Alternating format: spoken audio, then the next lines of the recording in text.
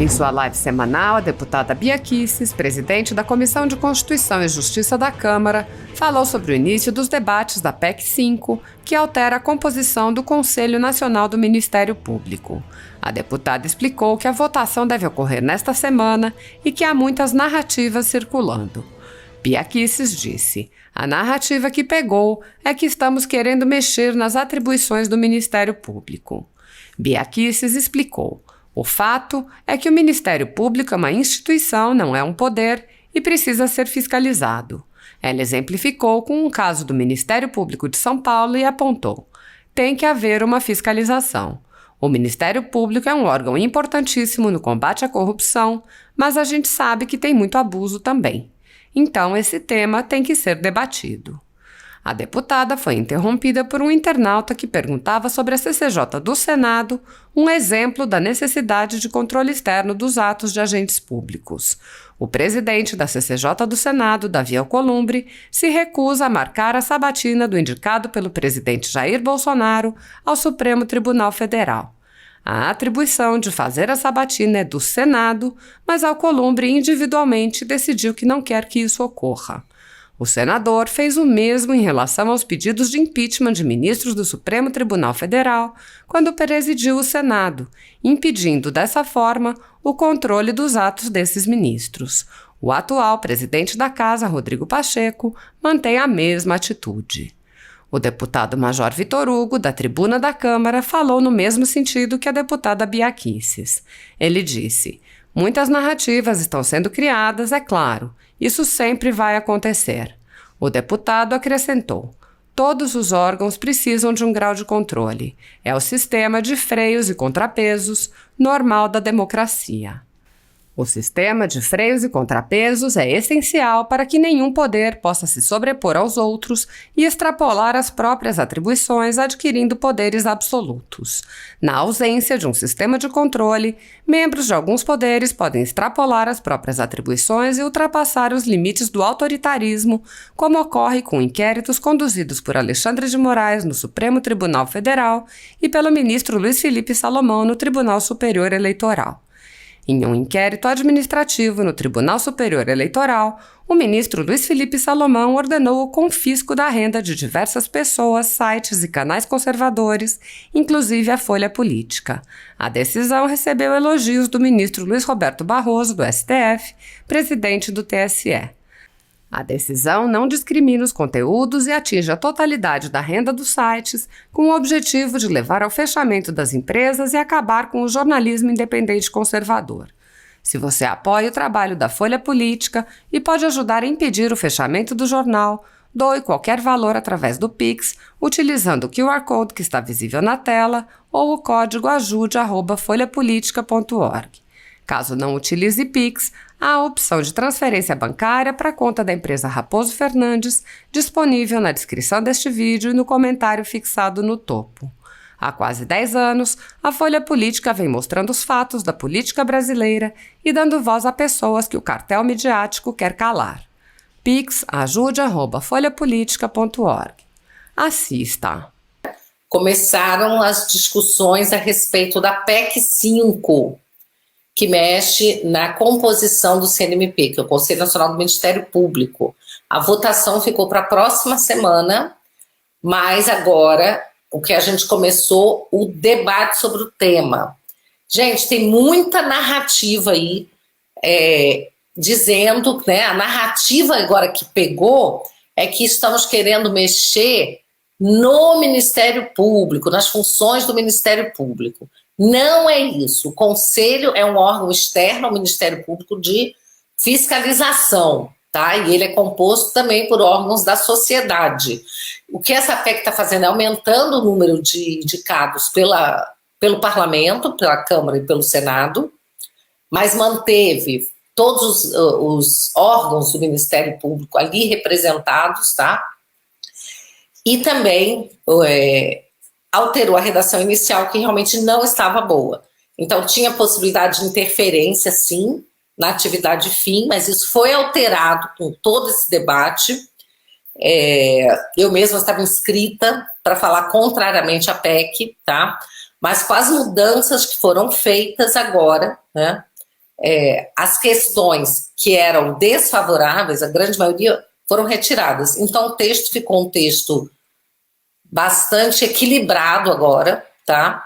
E o fato, gente, é que o Ministério Público, né, por mais que as pessoas muitas vezes não entendam, a minha irmã é do Ministério Público, eu tenho vários amigos do Ministério Público, e o fato é que o Ministério Público é uma instituição também, não é um poder, é uma instituição e precisa ser fiscalizado. Então, a gente está vendo aí agora o caso do Ministério Público de São Paulo, que está interferindo nos remédios, interferindo no que pode ser prescrito ou não. Então, sinceramente, não dá para ser assim, tá? Tem que haver uma fiscalização. O Ministério Público é um órgão importantíssimo, tá? No combate à corrupção, mas a gente sabe que tem muito abuso de autoridade também. Então, esse tema tem que ser debatido, tá? E não adianta a gente ficar... Aqui tem gente perguntando, me tira uma dúvida, você não era presidente da CCJ? Sim, eu sou o presidente da CCJ, da Câmara, não do Senado, ou coluna do Senado. As pessoas fazem muita confusão com isso. Muitas vezes me perguntam por que eu não estou pautando isso, aquilo. Eu sou da CCJ, da Câmara dos Deputados. O Alcolumbre é o presidente da CCJ do Senado. E essa questão do André Mendonça está na CCJ do Senado. Ok, pessoal, então... Nessa próxima semana é que a gente vai votar, então, a PEC 5, ok? Senhor presidente, senhoras e senhores deputados, eu queria reforçar aqui aquilo que foi falado pelo deputado Alex Manente, no sentido de que nós consigamos vencer as versões que são trazidas e as narrativas que são criadas, muitas vezes por aqueles que não participaram ou se alijaram do debate propositalmente. Não participaram, não fizeram nenhum pleito para modificação do texto, não apontaram qualquer dificuldade para que o texto pudesse chegar ao plenário da casa. E a postura do PSL foi diferente, senhor presidente. Nós procuramos a presidência da casa, participamos ativamente do debate, inclusive em contato com as associações nacionais, com diversos procuradores gerais de justiça do Brasil. E, a despeito das divergências, muitos pleitos que foram apresentados para nós, que eu vou passar a listar aqui agora, foram contemplados, sempre com algum embate, com alguma discussão, mas foram contemplados de alguma maneira no texto. Por exemplo, havia a previsão de que 2/3 dos conselhos superiores fossem compostos por indicações do procurador-geral. Isso incomodava a base de promotores de justiça pelo Brasil. Nós fizemos o pedido e o relator Paulo Magalhães, muito sensível a todas as reivindicações nossas, retirou do texto. Havia uma sensibilidade em torno do Código de Ética, Alex Manente, para que o Código de Ética fosse feito pelo próprio Ministério Público. Então, primeiro eu fiquei muito surpreso de que o próprio Ministério Público não tivesse Código de Ética. Mas havia então uma previsão de que o Código de Ética seria imposto pela Câmara e pelo Senado em até 120 dias. Fizemos o pedido junto com outros líderes e o texto foi modificado para que o próprio Ministério Público faça o seu Código de Ética em até 120 dias e, caso não seja feito, a Câmara e o Senado poderão fazer. Havia também a previsão de desconstituição de atos e não havia uma trava, por parte do CNMP, de atos da base, de atos de promotores de justiça ou procuradores da República. E, junto com os presidentes de diversas associações, construímos um texto que preserva a autonomia funcional, ao mesmo tempo que preserva a possibilidade de controle e de apreciação por parte do Poder Judiciário. Havia também a possibilidade de se mexer na prescrição sancionatória, disciplinar. Então, primeiro, após muita discussão, colocamos que o prazo da prescrição começaria a correr a partir estava lá antes, do conhecimento do fato, e nós voltamos para que pudesse correr a partir do fato em si, 8 anos a partir do fato, como a Câmara e o Senado votaram no passado em relação à improbidade administrativa, que seria o mais justo para que houvesse mesmo peso e mesma medida. Depois chegou-se à conclusão de que era melhor nem tratar sobre esse tema e foi excluído o tema. Então houve vários e vários avanços. Por exemplo, estávamos todos preocupados com a saída do Ministério Público Militar do Conselho Nacional do Ministério Público. Então, depois de muitos avanços, muitas conversas, foi aumentado o número de componentes do Conselho Nacional do Ministério Público. Inicialmente havia uma previsão de 15, passamos para 17. E com isso, foi possível colocar uma cadeira cativa para o Ministério Público Militar, para o Ministério Público do Trabalho e para o Ministério Público do Distrito Federal e Territórios.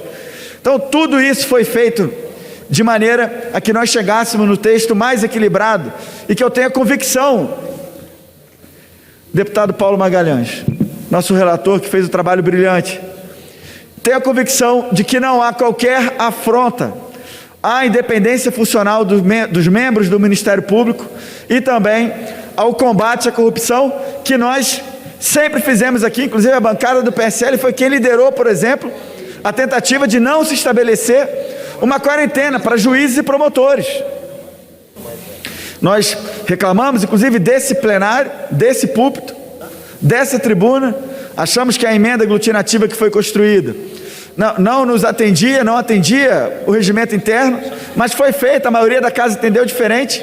Com o nosso voto contrário, nós fizemos a defesa dessa tese. Mas agora temos a convicção, alinhados com o que sempre temos feito aqui na casa, de que não há qualquer afronta à independência funcional do Ministério Público, nem há qualquer afronta ou afrouxamento ao combate à corrupção. Muitas narrativas estão sendo criadas, é claro, e isso sempre vai acontecer. Eu já vi aqui no plenário da casa, nós votarmos a medida 95% alinhada com o governo e alguns subirem na tribuna e baterem exatamente nos 5% que foi cedido para possibilitar a aprovação, né, com a intenção clara, na verdade, de ganhar politicamente, de levar uma narrativa incorreta para a sociedade. Mas é preciso que nós tenhamos coragem de enfrentar os temas. Manter uma paridade na composição do Conselho Nacional do Ministério Público é ruim para a sociedade brasileira? Não é ruim. Todos os órgãos precisam de um grau de controle. É o sistema de freios e contrapesos normal da democracia. O presidente da República, quando faz um ato que exorbita das suas competências, daquilo que foi delegado a ele pela lei, o parlamento pode ir lá e sustar os atos do presidente da República.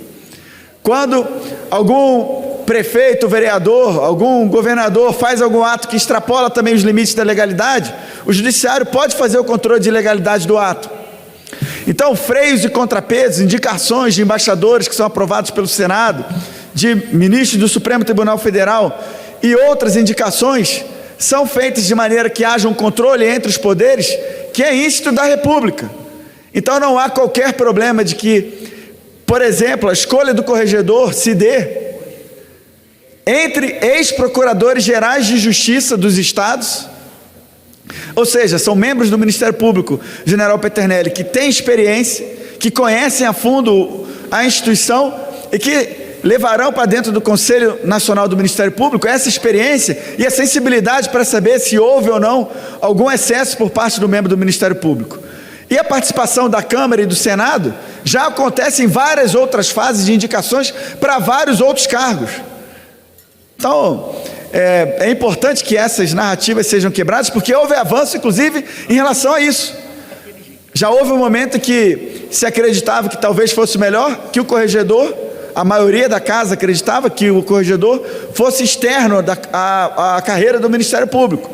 Nós e outros líderes e outros membros desta casa discordávamos dessa tese e conseguimos avançar para que fosse um membro, e não um membro qualquer, um ex-procurador de justiça.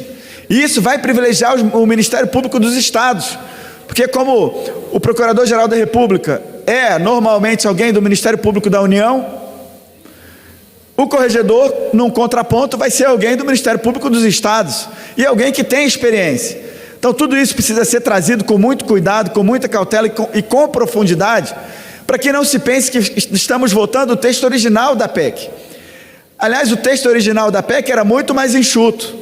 Tudo bem, a gente pode reclamar sobre isso, mas houve toda uma preocupação de todos os líderes, não foi feito de maneira afogada, não foi feita de maneira sem que houvesse uma dedicação plena de todos, a incluir o presidente da casa, que conduziu de maneira muito democrática, ouviu todos os presidentes de associação, que inclusive muitos deles se comprometerem a assinar uma nota que nos daria agora conforto maior até para votar. E eu confesso que ficamos, muitos de nós, com o sentimento até de, estarrecidos, porque houve o compromisso, vários avanços foram feitos, e no final a nota, até o presente momento, não saiu nos termos que foram acordados. Eram 2 pontos os principais que seriam esclarecidos para a população brasileira pelos próprios membros do Ministério Público. Primeiro, não há qualquer retrocesso quanto ao combate à corrupção. E segundo, não há, no texto da PEC que estamos votando, também qualquer invasão na independência funcional dos membros do Ministério Público. É com essa convicção, senhor presidente, que primeiro eu agradeço aos membros do PSL que votaram contra a retirada de pauta e solicito ainda que mantenhamos firmes naquilo que é correto, independente das narrativas que estão sendo criadas, para que venhamos a aprovar sim esse texto dessa PEC em 2 turnos, na primeira oportunidade possível. Muito obrigado, senhor presidente.